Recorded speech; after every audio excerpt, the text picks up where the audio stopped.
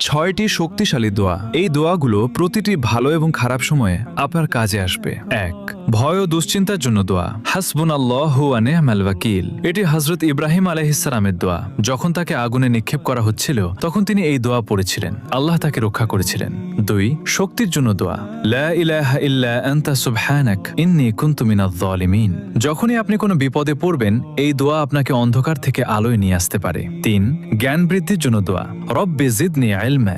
৪. যে কোনো কিছু পাওয়ার দোয়া। রব্বি ইন্নী লিমা আনজালতা ইলাইয়া মিন খায়রিন ফাকির। এটি হযরত মুসা আলাইহিস সালামের দোয়া। যখন তিনি একা ও বিপদে ছিলেন তখন এই দোয়া করেছিলেন। আল্লাহ তার জন্য পথ খুলে দিয়েছিলেন। ৫. বরকত ও রিজিকের জন্য দোয়া। আল্লাহুম্মা বারিক লানা। ৬. মনের কষ্ট দূরের দোয়া। আল্লাহুম্মা ইন্নী আউযু বিকা মিনাল হাম্মি ওয়াল হাযান। এটি হযরত মুহাম্মদ সাল্লাল্লাহু আলাইহি ওয়াসাল্লামের দোয়া। তিনি কঠিন সময়ে এই দোয়া পড়তেন। এটি মনে প্রশান্তি এনে দেয়। সবাই কমেন্টে